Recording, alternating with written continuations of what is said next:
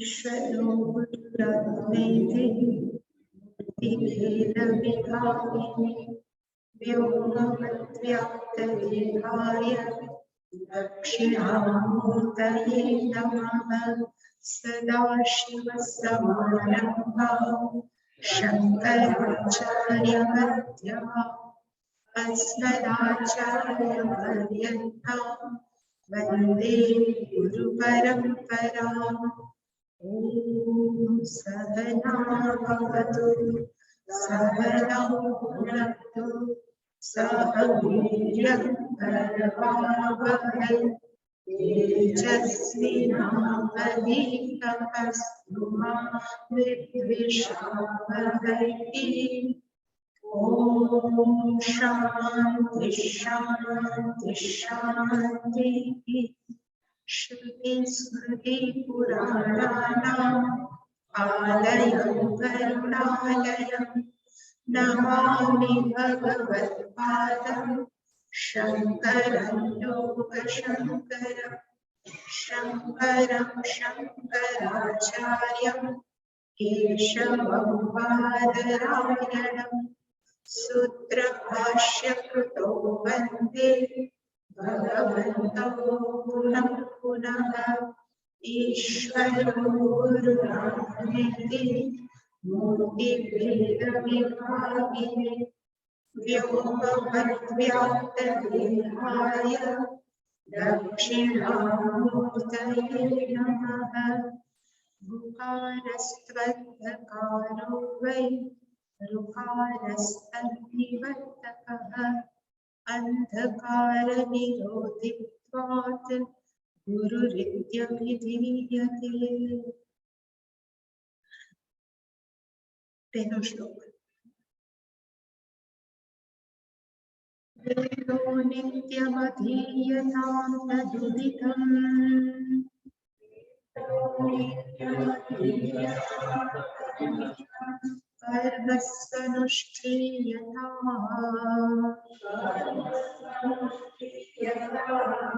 तेनेशस्य विधायतां प्रचिते।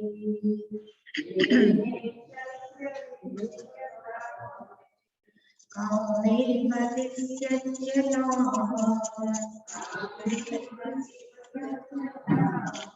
कामोघं परिभूयतां भवसुखे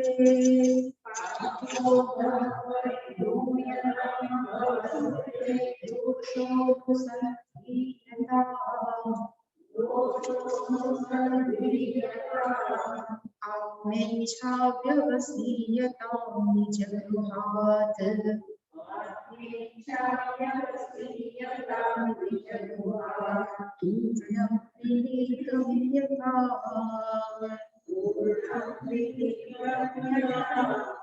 संगत्सत्सु विधीयतां भगवतः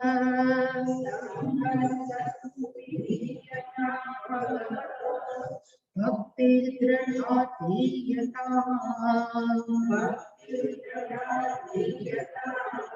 शान्त्यादिपरिचीयतां दृढतरम्।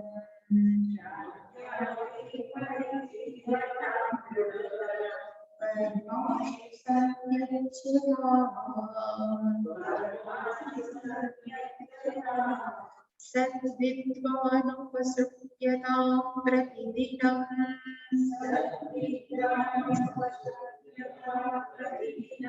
तत्पादुकासेव्यताम् ब्रह्मेकाक्षरमध्यतां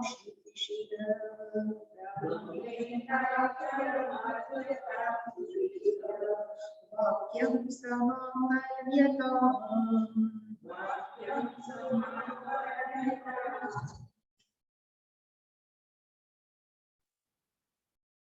नित्यं वेदः अधीयताम्। ये આપણે ગઈકાલે જોયું કે નિત્ય એવરીડે રોજ વેદઃ વેદનો છે અધ્યયન કરવું જોઈએ। અધીયતામ એટલે કે અધ્યયન કરવું જોઈએ। અને શા માટે? તો ગઈકાલે આપણે જોયું હતું કે ભગવાને આપણને એક શરીર રૂપી સાધન આપેલું છે, તો તો એ શરીરરૂપી સાધનનો ઉપયોગ કેવી રીતે કરવો એના માટે આ મેન્યુઅલ છે. જેવી રીતે ઓવન કેમ વાપરવું, જેવી રીતે ફ્રીજ કેમ વાપરવું, કે જેવી રીતે આપણે કહ્યું ધોઈ શકાય વોશિંગ મશીન કેમ વાપરવું, એ બધાનો એક પેમ્પલેટ આવે. એ પેમ્પલેટ પ્રમાણે આપણે એને ફોલો કરવાનું હોય. એવી રીતે આ શરીરરૂપી સાધન ભગવાને આપ્યું છે, તો એને કેમ વાપરવું એના માટે થઈને જે પેમ્પલેટ આપ્યું છે એને કહેવાય વેદ. એટલે કીધું કે વેદ નિત્યમ અધીયતા. પછી શું કરવાનું, તો કે તદ ઉદિતમ. તદ નો અર્થ થાય તેમાં. તેમાં એટલે કેમાં, તો કે વેદો. ઉદિતમ એટલે કે કહેલા છે. વેદોમાં જે કહેલા છે તે કર્મ સ્વ અનુષ્ઠીયતા. એ બધા કર્મ છે એનું આપણે શું કરવું જોઈએ, તો કે અનુષ્ઠાન. અને કર્મ આપણે શું કામ એટલે કે અનુષ્ઠાન પ્રમાણે આચરવા જોઈએ કે કરવા જોઈએ, તો એનું કારણ એક જ છે કે બધી જ વસ્તુ આપણા સિવાય, જે ગઈકાલે મેં કીધું તેમ સંવાદિકતામાં ચાલે છે, હાર્મનીમાં ચાલે છે, એક આપણને જ ખબર નથી કે પ્રકૃતિ સાથે આપણે હાર્મનીમાં કેમ રહેવું. એટલે કે આપણને શાસ્ત્ર શીખડાવે છે કે વેદ શીખડાવે છે, જો આ પ્રમાણે કર્મ કરો તો બની શકે એટલું પ્રકૃતિને આપણે ઓછું નુકસાન પહોંચાડે. એટલા માટે કર્મ સ્વ અનુષ્ઠીયતા તદુદિતમ. વેદોમાં કીધા છે બધા જ કર્મ છે એ અનુષ્ઠાન તરીકે જ આપણે એનું શું કરવું જોઈએ, તો કે એને બજાવવું જોઈએ, જીવનમાં જીવી બતાવવા જોઈએ. અને એ કર્મ છે ખરેખર કેવા ભાવથી કરવું, એટલે જે આપણે ગીતાનો જે આપણે ગઈકાલે જોયું હતું એ જેણે કીધું તેના ઈશસ્ય અપચિતિઃ વિધીયતા. તેનો અર્થ થાય તેના વડે. તો કેના વડે, તો કે વેદોમાં બતાવેલા કર્મો વડે, જેનું અનુષ્ઠાન કર્યું છે તેના વડે ઈશસ્ય પરમાત્માની અપચિતિઃ. અપચિતિનો અર્થ થાય પૂજા છે એ વિધીયતા. એ પૂજા છે એ કરવી જ જોઈએ. અને કેવી રીતે પૂજા કરવી, તો આપણને ખબર કે ગઈકાલે જ આપણે જોયું કે ઈશ્વર છે એ ઉપાદાન કારણ છે. અને ઉપાદાન કારણ હોવાને લીધે એક જગ્યા, એક ખૂણો પણ એવું નથી કે જ્યાં ઈશ્વર નથી. એટલે કે યત્યત કર્મ, જે પણ કર્મ આપણે કરીએ એ બધું શું હશે, તો કે ભગવાનની પૂજા. પણ એવો ભાવ કે હું જે કર્મ કરું છું એ બધું જ શું છે, તો કે ભગવાનની પૂજા. એટલે કીધું કે અપચિતિઃ ઈશસ્ય વિધીયતા. પરમાત્માની પૂજા છે એ કેવું કરવી જોઈએ, તો કે આ ભાવથી. હમણાં વાંચતી તેમાં ઉપદેશ સારની અંદર લખ્યું છે કે આપણે ભગવાનની પૂજા કરવી. કયું છે અત્યારે ભૂલાઈ ગયું, અષ્ટમૂર્તિ વૃદ્ધેવ પૂજન. તો એની ઉપર એક છે, પણ આખું જગત છે અષ્ટમૂર્તિ વાળું બનેલું છે. તે રીતે દક્ષિણામૂર્તિ અષ્ટમૂર્તિ વાળા બનેલા છે. એવી રીતે આખું જગત પંચમહાભૂત છે, મહત્તત્વ, એ બધું જો સરવાળો કરી ઇવન જીવાત્મા ઈશ્વર જ છે. તો આખું જીવન કે કોઈ પણ કર્મ છે એ શું છે, તો કે ઈશ્વરની પૂજા. હું હંમેશા કહું કે અત્યારે જે બોલાય છે એ ઈશ્વરની પૂજા છે. તમે સાંભળવાનું કર્મ કરો છો, એ કર્મ પણ શું છે, તો કે પૂજા જ છે. એવી ભાવથી કોઈ પણ કર્મ કરું એનું નામ શું છે, તો કે પૂજા. એક અપચિતિઃ અઘરો શબ્દ નાખે છે પણ એનો અર્થ છે પૂજા. એ પૂજા કરવી જોઈએ, વિધીયતા. એ પણ આપણે જોયું હતું, કામ્યે મતિ ત્યજ્યતા. કામ્યે કર્મણી મતિઃ ત્યજ્યતા. 5 પ્રકારના કર્મ: નિત્ય, નૈમિત્તિક, કામ્ય, પ્રાયશ્ચિત અને નિષિદ્ધ કર્મ. આ બધા કર્મમાંથી શાસ્ત્રે કીધું કે 3 કર્મ જ કરવા જોઈએ: નિત્ય કર્મ, નૈમિત્તિક કર્મ અને પ્રાયશ્ચિત કર્મ. ભૂલથી કંઈક થઈ ગયું તેનું બેલેન્સ કરવા માટે પ્રાયશ્ચિત. તો માણસો પ્રશ્ન પૂછી શકે કે કામ્ય કર્મ શું કામ ન કરવું? એની પાછળનો રીઝન એક જ છે કે આપણે ગમતા કર્મ કરીએ, પણ ગમતા કર્મ કર્યા પછી આપણને ગમે એવું ફળ આપણને મળે જ એવું જરૂરી નથી. કારણ કે ગઈકાલે જ આપણે જોયું કે 4 પ્રકારના ફળ મળી શકે: ઓછું, વધતું, વધારે, ઓપોઝિટ. 4 પ્રકારના જો ફળ મળી શકે તો કામ્ય કર્મ આપણે કરીએ અને આજ મળે એવું જરૂરી નથી અને ન મળે પછી માણસ શું થાય તો કે વિક્ષેપ થાય, ડિસ્ટર્બ થાય અને જો ડિસ્ટર્બ થાય તો પછી એને સાચું વિચારવાની તક ન મળે, એમાં જ ફેરા કરે કે મને આવું શું કામ, મને આવું શું કામ. એના કરતા બેટર કયું છે કે હું નિત્ય કર્મ કરું જે મારી ફરજમાં આવે, નૈમિત્તિક કર્મ કરું જે મારી ફરજમાં આવે, કારણ નિમિત્ત આપાત યત કરો, કોઈક નિમિત્ત પ્રાપ્ત કરીને જે કરીએ એ પણ હું કરું અને ભૂલ થઈ ગઈ હોય તો પ્રાયશ્ચિત કરું, પણ બને ત્યાં સુધી મને ગમે છે એટલે હું આ કરું એવું ઓછું એટલે રાખું કે કદાચ થાય ન થાય, ન પ્રાપ્ત થાય તો. અને મેં આ કીધું છે કે ખરેખર આ બધું છે એ સંન્યાસીઓ માટે, છેલ્લે તો પછી એમ જ આવશે બધું છોડી દેવાનું, એટલે કે આ ખરેખર છે સંન્યાસી માટે. પણ સ્ટીલ જે ગૃહસ્થો છે એને ઘરમાં પોતાની ડિમાન્ડ ન કરે તો સુખી. માણસને ઘરમાં સુખી રહેવું હોય તેનું મેઇન ઓલું કયું છે, મારે આ જ જોઈએ, મને આવું જ જોઈએ, એ ડિમાન્ડ છૂટી, આગ્રહ છૂટી જાય અને આગ્રહ રાખો એનું નામ જ કામ્ય કર્મ. મારે આ જોઈએ ભગવાન, મારે આ જોઈએ, લિસ્ટ મૂકી. અમારે એક રિલેટિવ છે જ અને એને ભગવાન પાસે એક લિસ્ટ મૂક્યું છે અને લિસ્ટમાં એવું લખ્યું છે કે હું કોનાથી ન મરવી છું, એટલે હું હાર્ટ એટેકથી ન મરું, ફલાણાથી ન મરું, રોડમાં ન મરું, પ્લેનમાં ન મરું, ટ્રેનમાં. કેટલું લિસ્ટ છે. પછી ભગવાને 3 લાખ જેવું કરવું પડે પણ ભગવાન કરે, પણ આને કહેવાય કામ્ય કર્મ. માણસે ભગવાન પાસે પ્રાર્થના કરે તો આવું મારે આટલું આટલું જોઈએ, આટલું આટલું ન જોઈએ.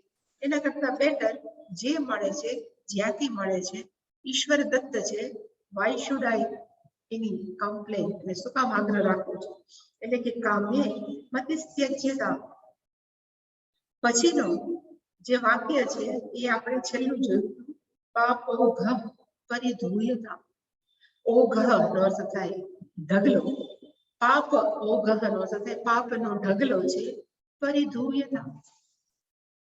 એક શબ્દ છે શાસ્ત્રની અંદર, એને કહેવાય અદૃષ્ટ. અદૃષ્ટ, હવે અદૃષ્ટ એટલે શું? એટલે એવું કે છે કે સપોઝ એક વ્યક્તિ છે, એક રોડ ક્રોસ કરતી હોય અને એને જોયું કે કોઈક આંધળો માણસ એને રોડ પસાર કરવો છે. તે વ્યક્તિએ શું કર્યું, એનો હાથ પકડ્યો અને એને ક્રોસ કરાવી દીધો. હવે વ્યક્તિ એમ આશીર્વાદ આપે ગમે, પણ એ વ્યક્તિને અંદરથી શું થશે, જેને ક્રોસ કરાવ્યું હોય એને કે મેં કંઈક સારું કામ કર્યું. હવે એ જે સારું કામ કર્યું એનું આપણને જે અંદરની ફિલિંગ્સ આવે કે બે બહુ સારું કામ કર્યું, એને કહેવાય કર્મનું ઇમિડિયેટ રિઝલ્ટ. આપણે જે કર્મ કર્યું એનું તુરંત ફળ એ કયું તો કે આપણને સુખ અનુભવાય. પણ એ જે સારું કર્મ છે એનું અદૃષ્ટ પણ બને. એ અદૃષ્ટ બને એનું નામ કયું છે તો કે પુણ્ય.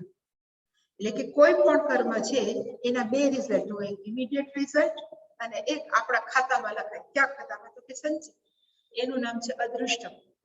એટલે કે અદૃષ્ટમ 2 છે, એક પુણ્યરૂપી અદૃષ્ટમ અને બીજું પાપરૂપી અદૃષ્ટમ. અને એવી જ રીતે સપોઝ કોઈક વ્યક્તિ છે રમતા હોય, ક્રિકેટ રમતા હોય છોકરાઓ કે કંઈક કરતા હોય, એમાં ઝઘડો થાય. ઝઘડો થયા પછી એક બીજો મારામારી ઉપર આવી જાય, કોઈક એને છોડાવે, પછી 2 જણા આનંદમાં હોય, ભલે એ ઝઘડા હોય, એના મનની અંદર તો ઘર્ષણ ચાલતું જ હોય. તો એ ઝઘડવું છે એ સાચું કર્મ નથી, તો એનું ઇમિડિયેટ તરત રિઝલ્ટ કયું આવ્યું તો કે મન ડિસ્ટર્બ, અને એનું અદૃષ્ટ પછી ક્યાં જમા થશે તો કે પાપ. એવી રીતે સતત આપણે ક્યાંક સારા કર્મ કરીએ છીએ, સતત જાણે અજાણે, ઇવન ઘરમાં કોકને ઉતારી પાડવા, ઘરમાં કોકને ખરાબ કહી દેવું, જે સામાન્ય ઘરમાં બનતું હોય, તો માણસને ખબર નથી કે આપણે ખરાબ કહીએ ત્યારે આપણું મન તો ખરાબ થાય જ, પણ એ ખરાબ બોલવાનું પાછું જમા પણ થાય. એને એવી રીતે આપણું શું જમા થયું છે તો કે પાપ ઓઘ. અને જેટલું પાપ કર્મ જમા ને એટલું મન ડિસ્ટર્બ. એવું હંમેશા હું કહું છું કે જ્યારે આપણને મનની અંદર પ્રસન્નતા, આનંદતાનો અનુભવ થાય ત્યારે માનો કે અત્યારે આપણે આપણા પુણ્યને કમાય છે, એને વાપરી જાણીએ છીએ, એ ખર્ચાઈ ગયા છે. અને જ્યારે આપણા મનની અંદર વિષાદ હોય, જ્યારે આપણું મન દુઃખી હોય, ત્યારે જાણવું કે અત્યારે આપણું મન શું છે તો કે પાપ કર્મ. સાથે સાથે એ પણ જાણવું કે કેટલું દુઃખી થવું અને સુખી થવું આપણા ઉપર છે. પરિસ્થિતિ ગમે એ હોઈ શકે, પણ કેટલું સુખી થવું અને કેટલું દુઃખી થવું એ આપણા ઉપર છે. પણ જ્યારે દુઃખ પસાર થતું હોય ત્યારે માનવું કે આપણું શું ખર્ચાય છે, તો કે પાપ ખર્ચાય છે. એટલે એને કીધું કે જો તમે ભગવાનની પૂજા કરશો બધા જ કર્મથી, અને તમે કામ્ય કર્મની અંદર વધારે પડતી આસક્તિ છે છોડી દેશો, તો ધીમે ધીમે શું થશે, તો કે આપણા મનમાં રહેલા, કારણ કે મિશ્રાજી છે, તો આપણા મનમાં રહેલા પાપ રૂપી જે અદૃષ્ટમ છે એ ધીમે ધીમે શું થશે, તો કે ધુયતા, એ ધીમે ધીમે ધોવાઈ જશે. અને જેટલું ધોવાઈ જાય એટલે મનની અંદર કેનો ઉદય થાય, તો કે પુણ્યનો ઉદય થાય. આઈ થિંક 14મો અધ્યાય છે ગીતાનો અને 17મો અધ્યાય છે. એમાં સત્વ, રજસ અને તમસ એ ગુણોની ચર્ચા કરીશું. તો એવું કે છે કે સત્વ ગુણ છે ને એ જ્યારે પ્રીડોમિનન્સ હોય, આપણા મનની અંદર સૌથી વધારે હોય, ત્યારે આપણું મન પ્રસન્ન હોય ને આપણને જ્ઞાન પ્રાપ્ત કરવાની ઈચ્છા થાય. ત્યારે જાણવું કે આપણું મન છે એ કેવું છે, તો કે સાત્વિક છે. પછી જ્યારે બહુ દોડાદોડી કરવાનું મન થાય, એટલે આ કર નાખો, આ કર નાખો, માણસોના મનમાં શાંતિ ન હોય, ત્યારે માનવું કે આપણા મનની અંદર શું છે, તો કે રજસ કર્મ એટલે રજોગુણ છે એ પ્રીડોમિનન્ટ છે, કે સૌથી વધારે છે. અને આળસ થાય, જવા દે, ઠંડી બહુ છે, નથી જવું, સવારે આવે 7:15 ભલે તોય નથી આવું. ધારો કે એવું થતું હોય, આળસ જ્યારે આવે ત્યારે માનવું કે આપણા મનમાં શું છે, તો કે તમો ગુણ પ્રધાન છે.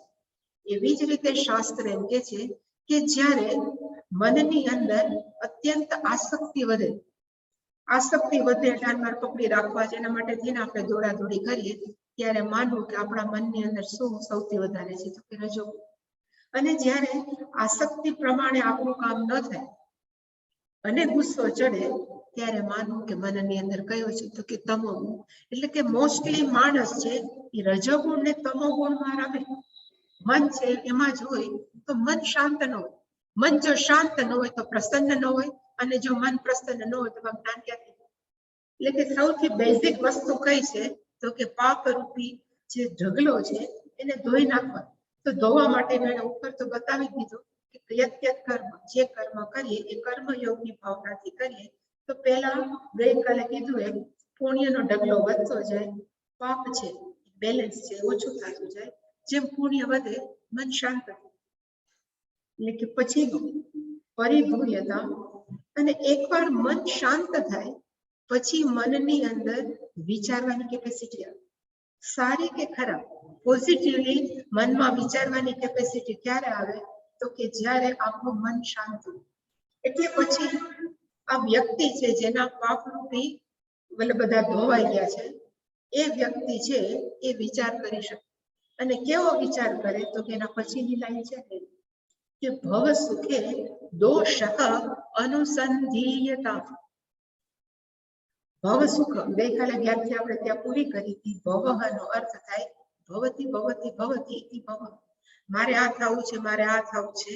અને પાપ પુણ્ય જન્મ, કામ અને કર્મ, અને પાપ પુણ્ય ઇઝ ધ સાયકલ. પુનરપી જનનમ પુનરપી મરણમ, એ પણ આપણે ગઈકાલે જોયું, ત્યાં આપણે પૂરું કર્યું હતું. એટલે કે હંમેશા આપણે જન્મીએ અને આપણે વિચાર કરીએ કે આ કર્મ કરવાથી મને આ સુખ મળે. એવું પછી જો માણસ જરાક રજોગુણ ને તમોગુણ ઓછું થાય તો પછી વિચારે કે ભાઈ હું આટલું કામ કરું છું છતાં મને જોઈએ એટલું તો સુખ નથી મળતું. કર્મની અંદર મને આટલી ડિફેક્ટ દેખાય છે. એવું કે છે કે કર્મની અંદર 3 પ્રકારના દોષ છે. અહીંયા જે લખ્યું છે દોષ અનુસંધિન્યતા. કોઈ પણ કર્મ કરીએ, કોઈ પણ કર્મ, એમાં કે છે કે પહેલો દોષ કયો છે, તો કે દુઃખ મિશ્રિતત્વ. કોઈ પણ કર્મ છે હંમેશા એ દુઃખ સાથે ભરેલું હોય. સંપૂર્ણ સુખ આ જગતની અંદર કોઈ પણ વ્યક્તિને ક્યારેય ન મળી શકે. સપોઝ માણસ એમ કે મારે ઘરનું ઘર બનાવવું છે, બની ગયું, પૈસા થઈ ગયા, ઘરનું ઘર બની ગયું, પણ આપણે કહીએ ને કે કેટલા વિશે શો થાય જેવું નથી આવતું, એવું કંઈક છે કહેવત, પણ કેવી રીતે આપણને ઘર થયું છે, કેટલી આપણે પૈસા કમાવા માટે માથાકૂટ કરી છે આપણને જ ખબર. એટલે એમ કરીને પણ ઘર થયું. ઘર થયા પછી એમને તો નથી રહેવાતું, મેન્ટેન કરવું પડે. એટલે કે પ્રાપ્તે દુઃખમ, પ્રાપ્તિ માટે પણ દુઃખ કરવું પડે. મેન્ટેને દુઃખ, ક્ષેમ એને મેન્ટેન કરવા માટે પણ શું થાય તો કે દુઃખ. અને ગમે એટલું ઘર વાળું હોય પણ ક્યારેક આપણે એને છોડશું, ભગવાન આપણને છોડાવશે અને કંઈક બીજું આપણે બીજા શહેરમાં જવું. એમની દુઃખ મિશ્રિત કોઈ પણ કર્મ છે આ ત્રણ એટલે કે પેલું દુઃખથી ભરાયેલું છે. આ પેલો દોષ છે કર્મ કરવાનો. કર્મ કરવાનો બીજો દોષ કયો છે તો કે અતૃપ્તિકરત્વ. એ આપણને ક્યારે પણ સંતોષ ન આપે. આપણે એમ કહીએ ને કે 99 નો ધક્કો, એક કોમન એક છે 99 નો ધક્કો. એટલે કે હવે એમ થાય કે 99 આવ્યા તો 100 થાય તો 100 થઈ જાય તો 101, પછી 1000, હવે તો 99 100 તો કઈ વિસાતમાં જ નથી. લાખો કરોડની વાત છે. એટલે કે માણસને ગમે એટલા પૈસા પ્રાપ્ત થાય પણ અંદરથી ક્યારે પણ તૃપ્તિ કે અંદરથી ક્યારે શાંતિ નથી થતી. અમારે ચેન્નઈ વાળા સ્વામી અમને એમ કહેતા કે ઇવન 1 કરોડનો કે 12 કરોડ, હવે તો એના કેબીસી ની અંદર 7 કરોડે પહોંચી ગયા, તો ઇવન 7 કરોડ લખે તો એમ લખે 7 કરોડ છેલ્લે લખવાનું ઓનલી. કારણ કે ગમે એટલા અબજો ના લખે તો છેલ્લે તો લખવું પડે માત્ર આટલા જ. એનો અર્થ હજી વધારે જોઈશ, વધારે જોઈશ. એટલે કે હંમેશા કેવું છે કર્મ તો કે અતૃપ્તિકરક. આપણને ગમે એટલા પૈસા મળે અંદરથી શાંતિ ન. આ બીજો દોષ છે કર્મનો. અને ત્રીજો દોષ કર્મનો છે એ બંધકત્વ. આપણને શું કરે તો કે બાંધી દે. આપણી પાસે બહુ પૈસા છે પછી આપણે ઘરમાં કામવાળા રાખીએ કે આ બધું સાફ કરી નાખે. આપણે એમ માનીએ છીએ કે આપણે એના બોસ છીએ. આપણા મનમાં એવું છે કે આપણે એને પગાર આપીએ છીએ તો આપણે એના માલિક છીએ. પણ જ્યારે કામવાળી ના પાડે કે હું આજે નથી આવતી ત્યારે કોણ કોનો બોસ છે? આપણે ખરેખર એના કેવા થઈ જાય છીએ તો કે ગુલામ. તું ગમે એમ કરીને 1 કલાક તો કાઢ, ગમે એમ કરે. આપણે એના શેડ્યુલ પ્રમાણે આપણા ક્યાંક સેટ કરીએ. કારણ કે ઓલી જો એમ કીધું કે હું 7 ને 8 વાગે આવ્યો તો આપણે એમ બધા ઉઠાડીને નાસ્તો કરી લ્યો પછી નથી આવવાની. એનો અર્થ કે આપણે એના ગુલામ છે. એવી જ રીતે આપણે માનીએ છીએ કે કોઈ પણ વેહિકલ છે એ આપણું ટ્રાન્સપોર્ટનું બહુ સારું સાધન છે, પણ પછી એક દિવસ એ બગડી ગયું હોય તો આપણે હવે કેમ જવું? કારણ કે આપણને પછી એને બીજું ખબર જ ન પડે. આપણે આપણા વેહિકલના ગુલામ થાય. પહેલા એવું કહેતું હતું કે નેસેસિટી, જે નેસેસિટીઝ હોય બહુ જરૂરી છે જીવનમાં જોઈએ. પછી ધીમે ધીમે નેસેસિટીઝ ઇઝ કન્વર્ટેડ ઇન્ટુ લક્ઝરી. પછી લક્ઝરીના આપણે શું થઈ જાય તો કે ગુલામ. આ હોય તો મને ન ફાવે, એસી હોય તો ન ફાવે, એવા ઘણા છે. ફલાણું હોય તો ન ફાવે. એનો અર્થ કે બધી જ વસ્તુઓ છે એના આપણે ગુલામ થઈ જઈને આપણે ન ચાલે. તો કર્મની અંદર શું છે તો કે આ 3 પેલું દુઃખ મિશ્રિતત્વ, સેકન્ડ અતૃપ્તિકરત્વ, ત્રીજું છે એ બંધકત્વ. આ 3 દોષ જોઈને જે વિચારશીલ માણસ, એટલે કીધું કે જો પાપનો ઢગલો ઓછો થઈ જાય મનમાંથી, મન શાંત થાય તો આવા દોષ છે અનુસંધિતા. માણસ છે એના પર વિચારી શકે. ને તો મજા જ છે બધાને. મોસ્ટલી કોઈને વાંધો જ નથી, કામવાળી આવે તો એની બધું સેટિંગ આપણે કરીએ છીએ. પણ જે વિચારશીલ છે, જેના થોડા પુણ્યનો ઉદય થયો છે, એ વ્યક્તિ છે આવું વિચારી શકે. અને હજી પણ મુંડક ઉપનિષદની અંદર એક મંત્ર બહુ જાણીતો છે, પરીક્ષ્ય લોકાન કર્મ ચિદાન બ્રાહ્મણઃ નિર્વેદ માયા ન કૃત અકૃતેન.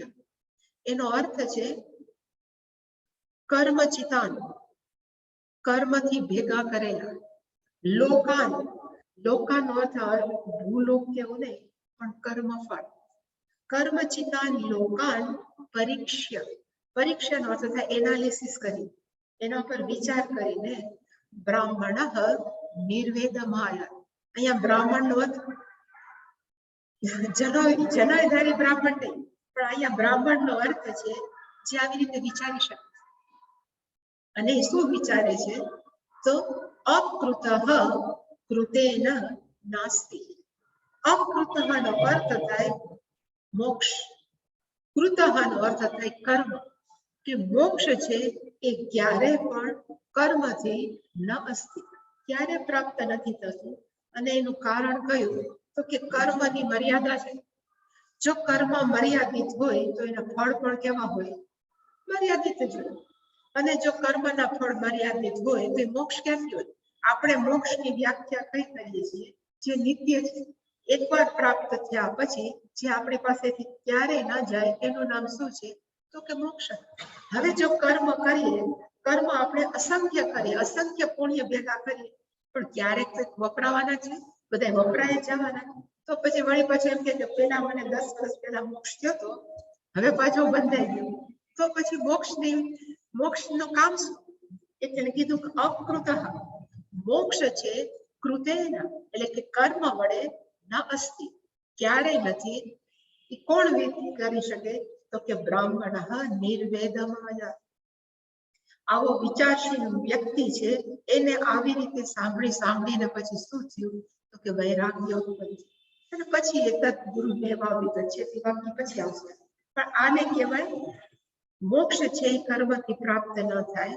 કર્મની અંદર આટલા દુઃખ રહેલા છે. એ કોણ વ્યક્તિ કરી શકે? કે જેના મહદ અંશે પાપ કર્મ ધોવાય. અને એકવાર પાપ કર્મ ધોવાઈ ગયા છે પછી બીજું શું થાય? તો કે એક તો દોષાનુસંધિયતામ થઈ ગયું, પછી શોધે. અને શું શોધે? તો કે કોઈ પણ કર્મ કરું છું એના સુખ પ્રાપ્ત થાય છે, બધા કેવ્ય છે તો કે મર્યાદિત. હવે માણસો એમ કે છે કે જો આપણે આપણી જાતને જાણીએ તો પછી એવું સુખ મળે કે એ સુખ પછી આપણું જ રહે, પછી બીજે ક્યાંય ન જાય. તો એ સુખનું નામ કયું છે? એટલે માણસો એમ કે આત્માને જાણી લેવાથી સુખ પ્રાપ્ત થાય. કે અહીંયા જે પછીનો વાક્ય છે આત્મેચ્છામ, માત્મેચ્છામ નથી. કારણ કે અનુસંધિયતામાં મ ખોડો છે, પછી મ ત્યાં મૂકી દેજો, ન આવડતું હોય તો મૂકી દેજો. ને છે અહીંયા આત્મેચ્છા, એટલે તે માત્મેચ્છા ખરેખર છે આત્મા, આત્મ ઈચ્છા.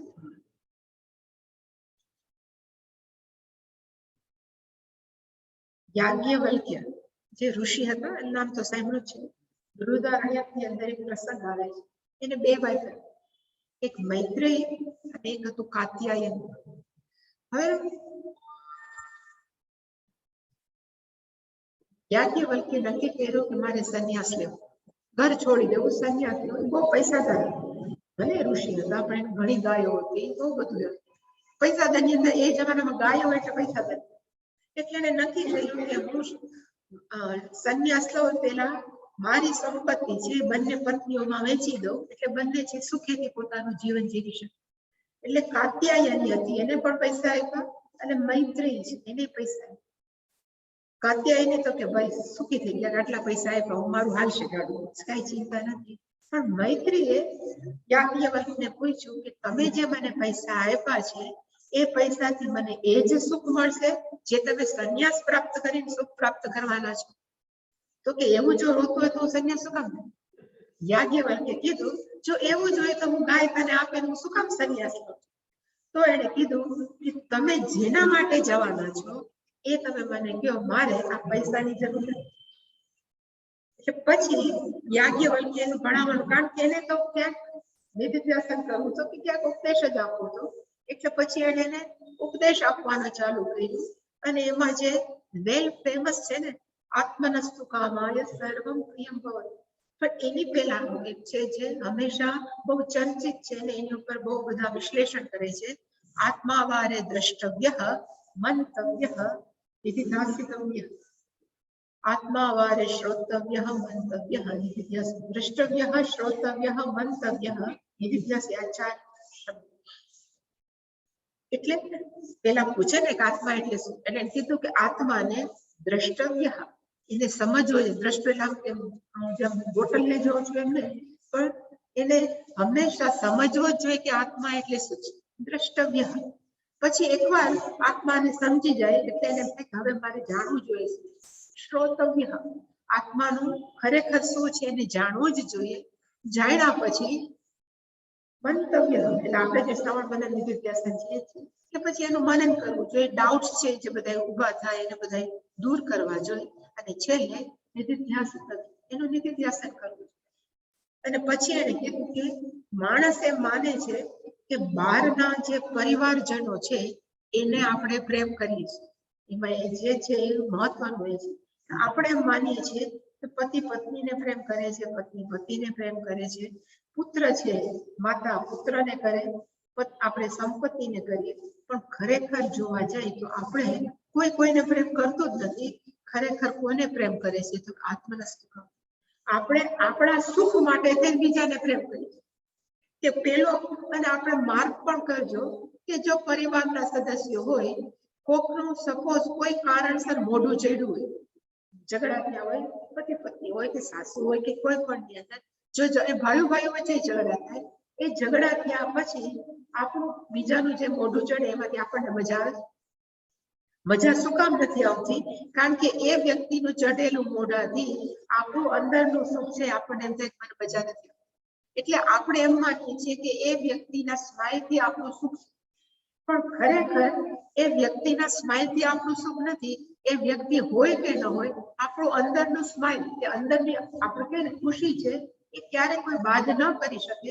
પણ મોટા ભાગના માણસો એમ જ માને છે કે બીજા બધા મને પ્રેમ કરે તો હું સુરક્ષિત છું, અને પૈસા હોય તો હું સુરક્ષિત છું. એટલે ઓલી એક વાર્તા માણસો હંમેશા કહે છે કે એક ઘર સળગ્યું, શેઠનું ઘર સળગ્યું. હવે એમાં શેઠાણી તો નહોતા, શેઠ હતા અને પુત્ર નાનો હતો, એ ઘોડિયામાં સૂતો હતો. તો શેઠ તો મોટા હતા એટલે દોડીને ભાગીને આવતા રહ્યા. પછી એને યાદ આવ્યું કે એનો દીકરો છે અને ઘણા બધા પૈસા છે, એટલે બોલવા માંડ્યા કે કોક મારો દીકરો લઈ આવી દે ને તો હું એને આટલા પૈસા આપીશ. પછી કોક મારા પૈસા લઈ આવી દે તો અડધો ભાગ હું એને આપીશ. એટલે બધાએ કીધું કે બધાને પોતાનો હાથમાં ભાલો જોઈએ. જો ખરેખર આપણે પૈસાને પ્રેમ કરતા હોય કે ઇવન પિતા છે પુત્રને પ્રેમ કરતા હોય તો ન દો, પણ આત્માને શું કામ? અને શું કામ આપણે, એ તો સામાન્ય છે, આપણને પ્રેમ કરવો જ જોઈએ. અને શું કામ કરવો જોઈએ?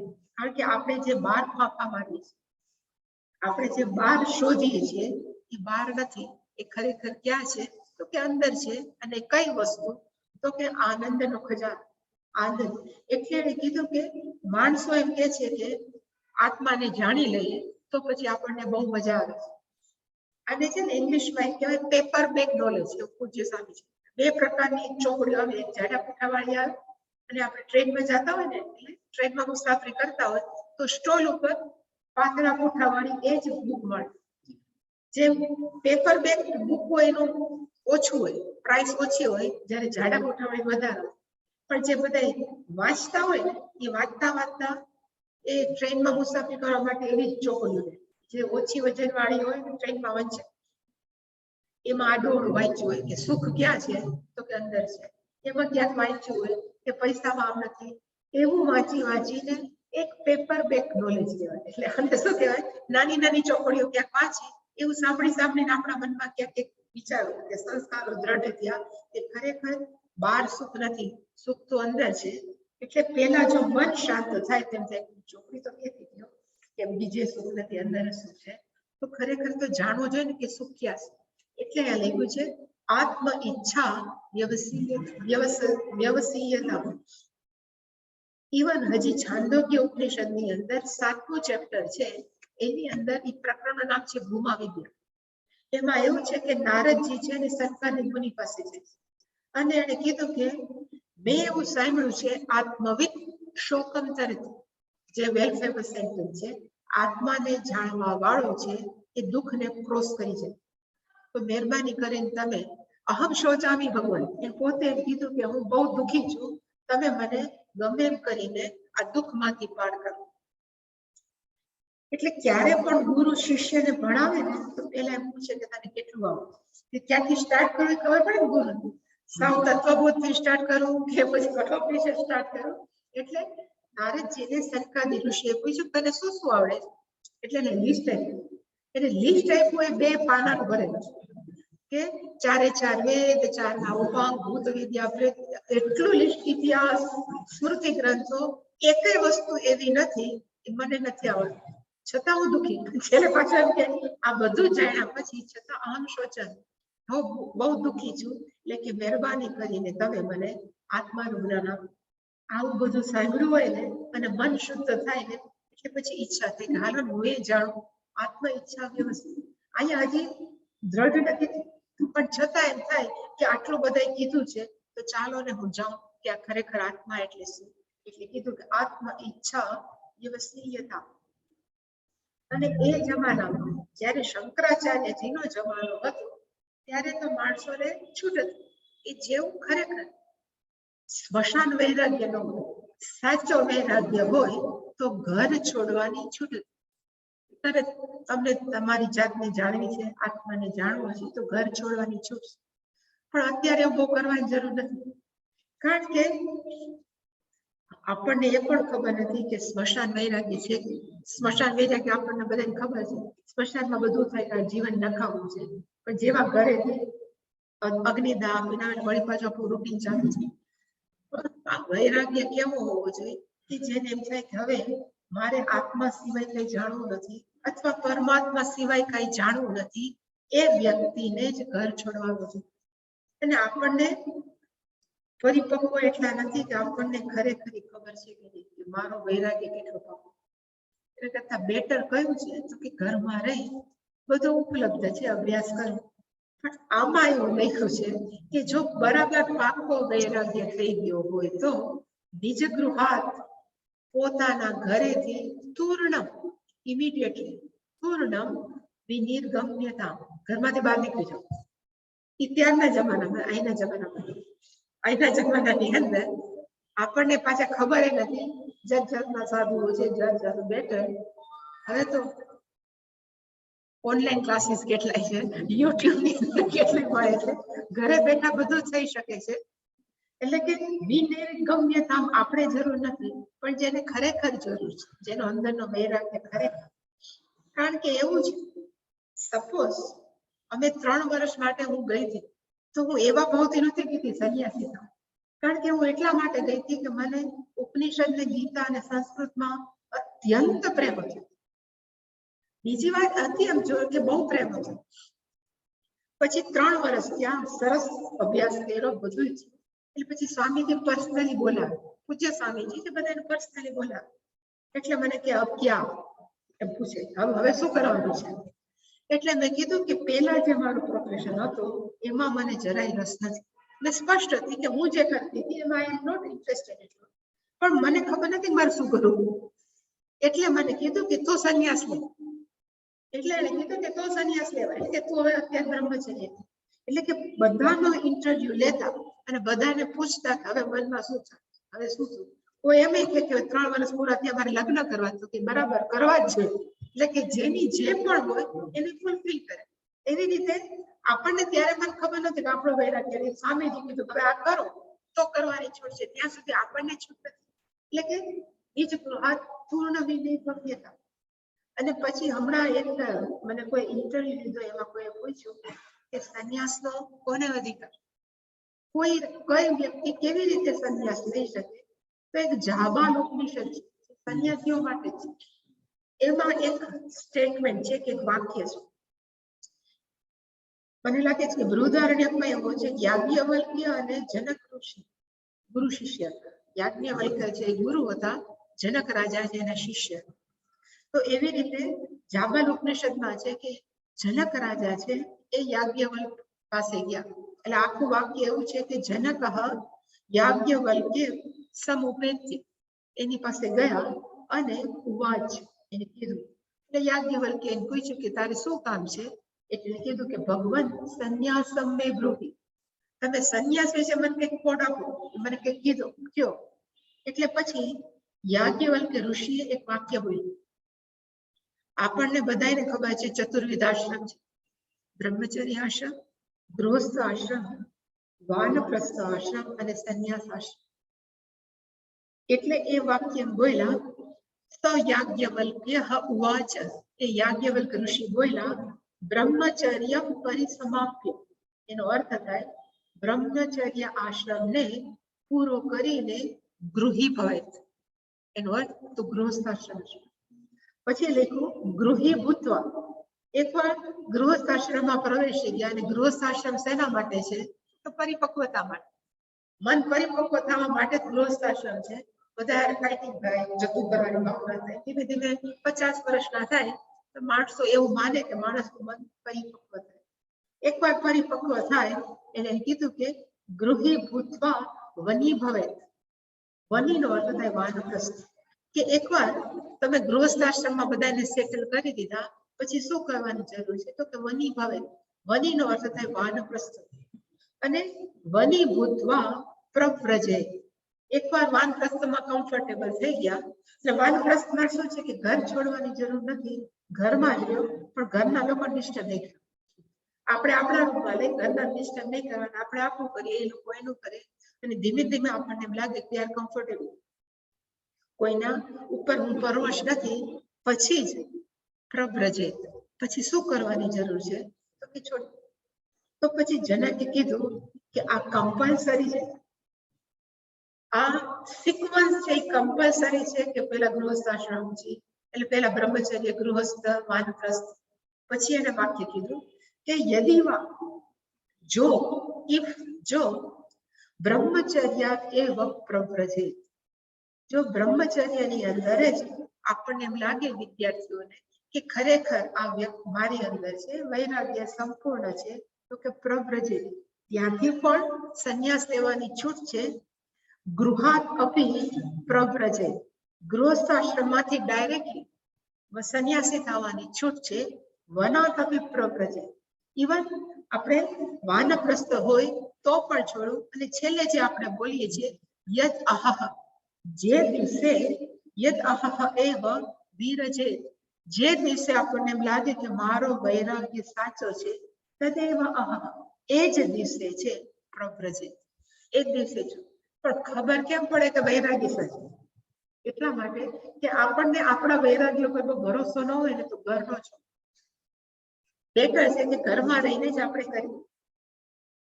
આઈ થિંક પહેલા મેં એકવાર વાત કરી હતી કે એક દાદા, એટલે હું જયારે આ બધું લેબનું કામ કરતી ત્યારે એક દાદા આવતા અને એને ભેગો દીકરો આવતો, બે ડાયાબિટીસ હતો, એટલે બાપ દીકરો બે પોતાનું બ્લડ શુગર બધું ચેક કરાવવા બધું. અને દાદા બહુ મીઠું મીઠું, એટલે સારી સારી વાતો કરે આધ્યાત્મિક, એની ભાષામાં, ગામની ભાષા. એટલે વાતો કરવા જ બેસે કે ન હોય તો આવું નથી. એટલે 6 મહિના થયા તો દાદા ન દેખાણા, અને 6 મહિના પછી દીકરો આવ્યો ઘરે. એટલે મેં કીધું દાદા ક્યાં? કારણ કે એટલું બધું બોલતા પૂછ્યું. મને કે ગયા. આનંદ ક્યાં? કીધું કીધું ગયા. એટલે મેં કીધું કેમ ગયા? પછી એને વાત કરી કે મારા લગ્ન થયા, છોકરો કે મારા મેરેજ થયા, એટલે મારા ફાધરે એવું કીધું કે ઘરની બધી જ જવાબદારી તારી. હવે હું કોઈ પણ વાતની અંદર દખલગીરી નહીં કરું, તારે જે કરવું એ કર. મને એને કે અમે બે હતા, હું મોટો ભાઈ, મારો નાનો ભાઈ.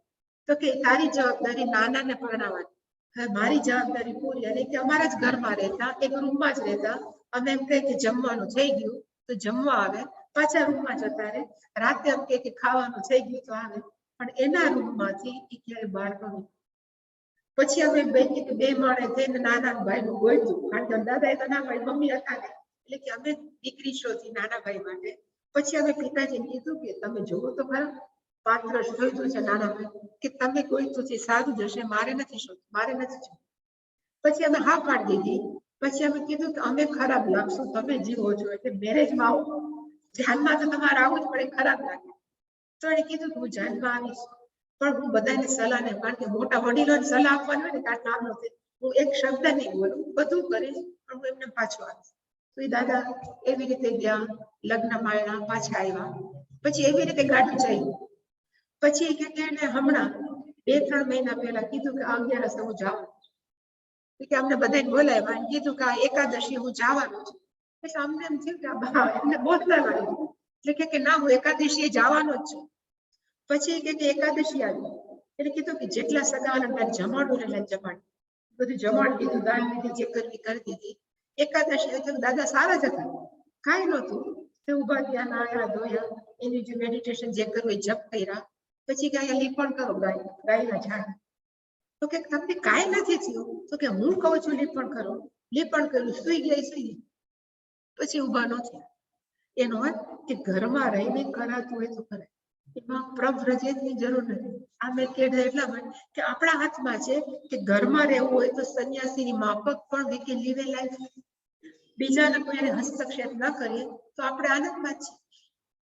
એટલે કે એવું જરૂરી નથી કે કાયમ ઘરમાંથી પૂર્ણમ અથવા ઇમિડિયેટલી જે ક્ષણે, એટલે અહીંયા જે છે ને યદ અહહ વિરજેત તદ અહહ એવ પ્રવ્રજેત, એવું જરૂરી નથી, પણ સપોઝ એવું જ હોય તો પૂર્ણ વિનય ગમ્યતા.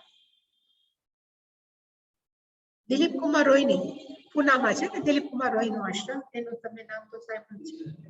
એની વાત, એના શિષ્યનું નામ હતું ઇન્દિરા દેવી.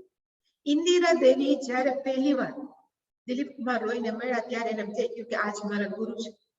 પછી એને કીધું કે મારે આવી જવું છે, ઘર છોડીને તમારી પાસે રહેવું.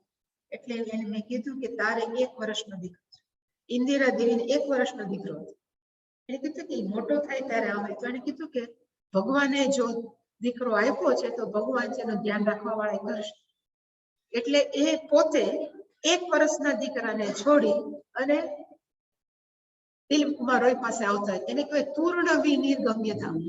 પણ એ આપણામાં કેટલી ઓલામાં છે, આપણામાં કેટલો વૈરાગ્ય તીવ્ર છે એના પર છોડવાની છૂટ જ છે, પણ ક્યારે છોડવું આપણામાં કેટલું છે.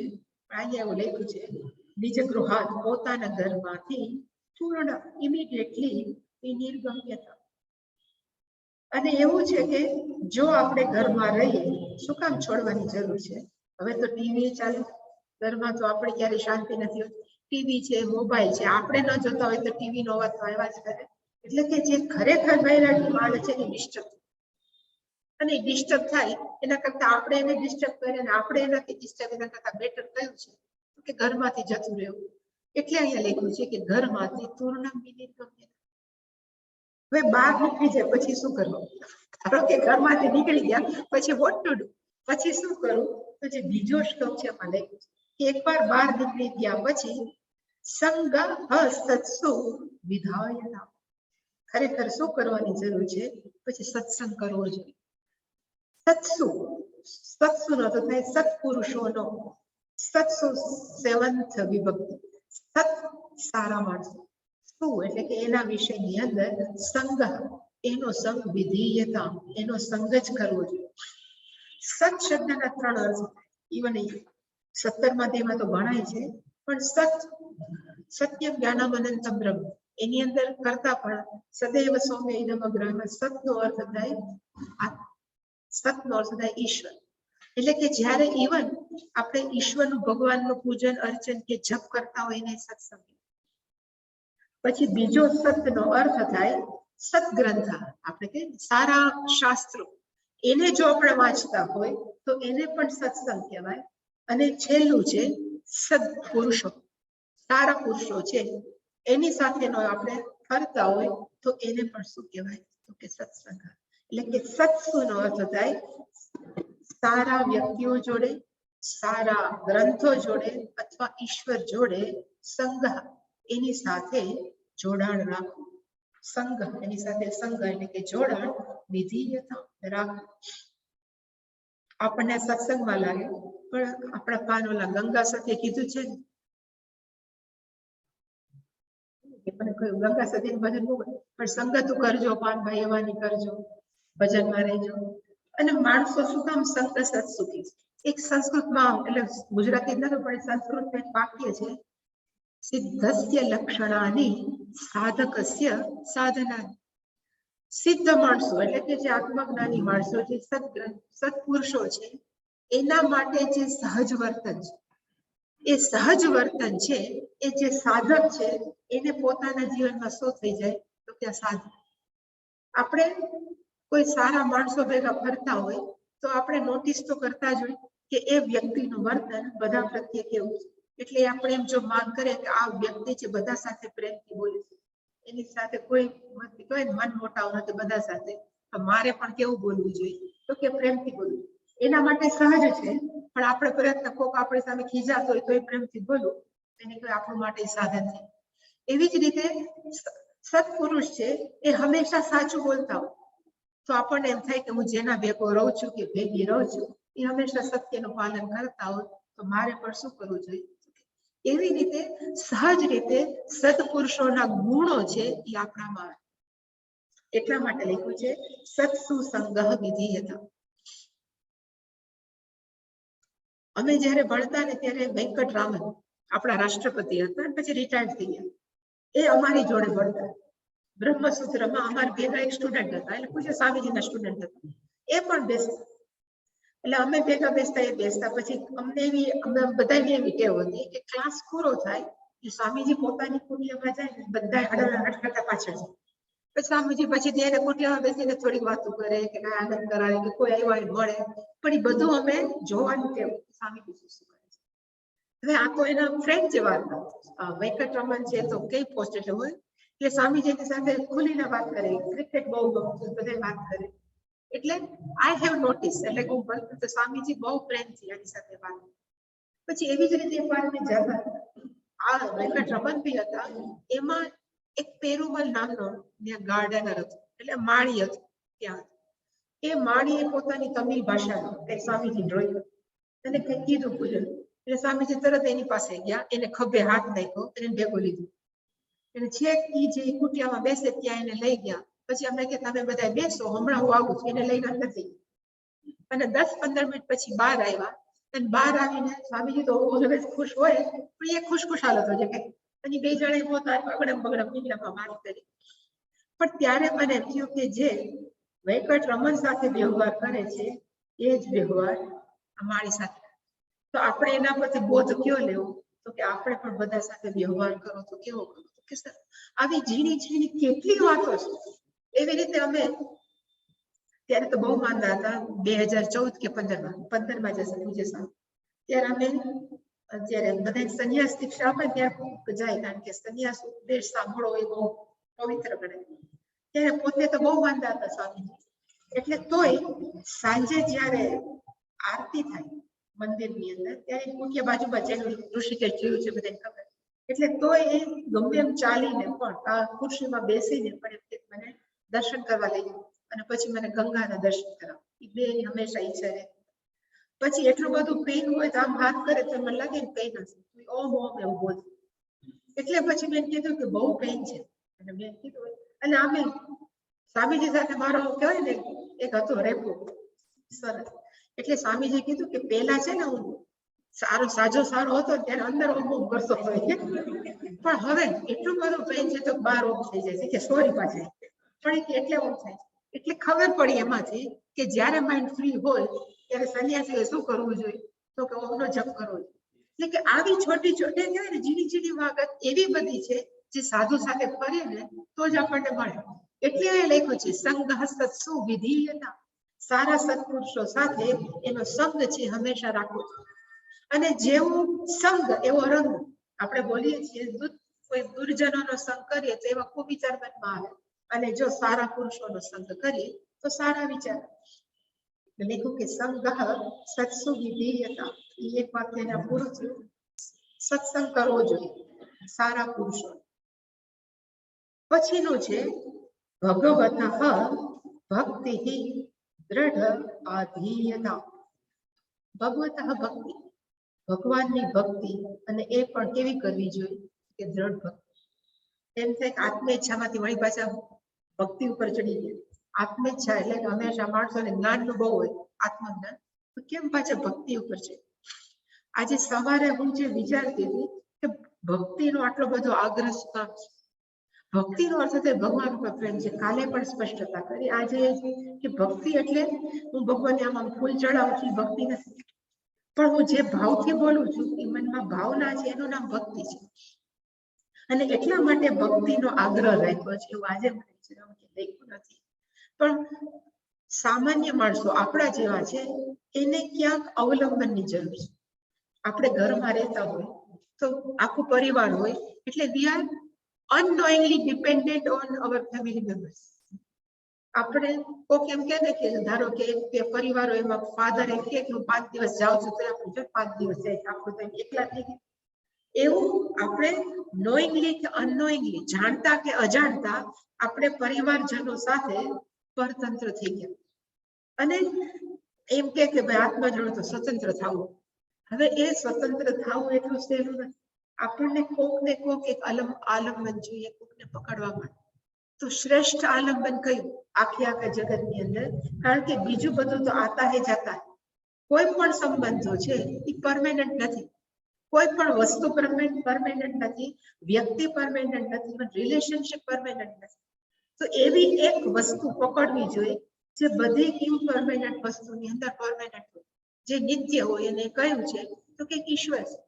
પછી બધા સંબંધો ભલે હોય, પણ એની સાથે પણ એક સંબંધ આપણે એવો ડેવલપ કરવો જોઈએ કે જેની સાથે આપણો સંબંધ છે, બીજા બધા સંબંધ તૂટે પણ એ સંબંધ ન તૂટે. તો એનું નામ કયું તો ઈશ્વર.